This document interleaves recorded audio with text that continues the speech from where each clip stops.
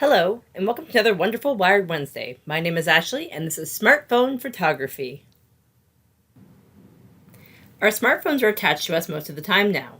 They are a one-stop shop for everything that we do. Majority of smartphones now have pretty decent cameras on them. Having a smartphone camera allows you to capture a moment anywhere you are with your phone. Taking pictures with your camera is easy, but there are some things to consider if you're in the market to buy a new phone or to even look into what your existing phone has. When you take a picture with your smartphone, how is the quality? The quality can be tweaked to some extent on the phone. You can normally adjust the sharpness, contrast, saturation, and color, white balance, and tint. Are you looking to make these pictures bigger? Print them on a canvas? You want to see how many megapixels your camera is. You can do this by going online and looking it up. The more megapixels a camera has, the better your images will be and the larger size you can blow them up to. Most smartphones now have an image stabilizer on them. This is good to keep your camera steady during movement and low light to reduce blurriness. If you have a phone that is more well known, you can actually buy accessories and download photo editing apps such as Snapseed to help you take better photos and to improve the quality of your photos. You may want to pair your phone with the computer. If you use Apple products, for example, they all talk to each other in a way that gives you more ways to edit and save your photos and to access them from anywhere. Storage is important for storing your photos. You can always upload them to a cloud service such as Google or iCloud. Each of these clouds have their own storage rules. You may need to buy more storage. If you check out my video on clouds, this will give you a better understanding. If you are planning on taking pictures outdoors, having a waterproof case is essential in case you drop your phone or it starts raining or snowing. If you want to take better photos and have more options, you can buy smartphone lenses off Amazon now, just like you would buy lenses for a DSLR. There are a lot of camera apps out there to use. You want to make sure that you have one that has grid lines so you can make sure that your photo or subject is centered or off to the side, depending on if you're using the rule of thirds. You also want to make sure that the app has a timer so you can adjust your exposure and lock your focus. When taking a photo, there's some things to consider. The light, is it daytime, nighttime, is it sunny? These are all things taken into consideration as they affect how your subject looks as well. Lines, use them to your advantage. The lines in the shot can affect the tone of the shot. You can use a staircase or a bridge or a horizon. These are all examples of lines and they can create a feeling in your shot. Negative space. Negative space can be used to make a shot look more dynamic. To take shots where there is space around or between the subjects. When you get things too busy and everything is too close together, it takes a messy shot and the eye doesn't know where to go. Frames. You can frame your shot using a doorway, an alleyway, your hands, trees, etc. Something that creates a literal frame around your shot. Color. Do you want your shot to pop? Are you looking for something a little more subdued? Think about color when you're taking pictures. How do you want the shot to feel? Reflections and shadows. These are things to also take in consideration. You can use a reflection in a pond, a sun shadow, or take a really amazing shot. Get creative. Then there's some extra tips. Your subject doesn't have to be centered. In fact, it creates more interest when they're off-center.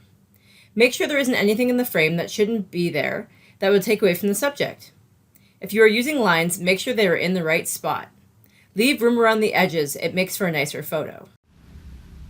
So what I'm going to do is I'm just going to show you how to take a picture with your phone. So I'm on an Android phone, so it might look a little bit different on your Apple phone, but that's okay. So you're just going to go into your camera app, and mine already has the grid lines. But what you can do on an Android is you can just go up to this arrow up here, and then you can actually go into your settings, and you can choose, there's all kinds of different settings that you can use. So like, for example, the grid type, I had to turn my grid on because I didn't have it on already. You can just go in the grid type and you can choose what you'd like to do. And then you can go down and choose your resolution and so on and so forth. Your video stabilization is on. And these are all things that you can do here. There's even advanced ones as well.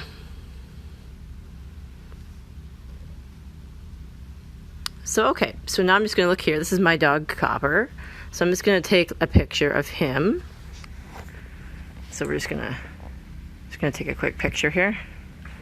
Let's see if we can get him. Okay, so that's a picture. So this is the picture here. So there's some editing on your phone that you can actually do. So you can hit this edit button here, and there's different things you can do. You can just change it like this if you want. You can crop it, you can adjust it, you can do filters. You can add things to it like text, and then there's more. So when I hit more on mine, I downloaded the app called Snapseed. So this is a photo editor. I would use something like this if you're trying to make the photo look better, just because it's actually made for that.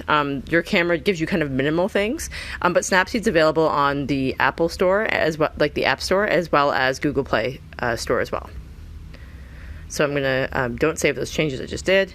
We're gonna bring this into Snapseed, and as you can see here, there's different tools. So you can actually choose like the different, you can choose the different ones that you want to do for filters. But then you hit that check mark there. You can go to tools, and it gives you a ton of tools here.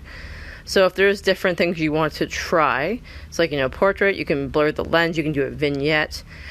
If you're doing a landscape, they have an HDR scape that you can do. You can add different tones to it. You can tune the image. So tuning the image, you can see here that they have the brightness. Whoops. Let me go back here. So you can see they have the brightness, contrast, saturation, etc. And these are all things that you can, there's even more. And these are things that you can do here to, try to make your photo look better. So if you want to add some brightness to it, you can add brightness to it, and you can do that as well. So you just kind of shift over for the brightness. Contrast, you can see about your contrast, and you can just kind of shift over on the picture to see your contrast there. Ambience, so if you want to try some ambience on here and just kind of give it an ambient look, you can kind of do that as well. And you can just kind of fiddle around with this and figure out what you'd like to do. Shadows, if you want to try some shadow on there. So this is all things that you can just tweak just by using your finger, and it's pretty fantastic.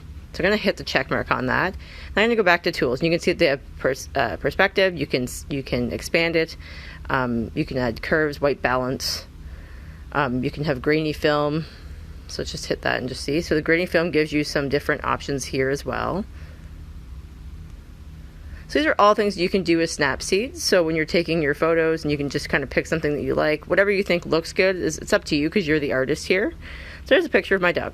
So once again, you have the styles. You can go back through that again if you'd like. The tools are just right here. If you have, for example, if you have like a blemish on your face, which my dog doesn't, obviously, you can actually hit the healing one as well, and you can make that look like it's not there. But there's all different kinds of things that you can do with this. It's a pretty fantastic app.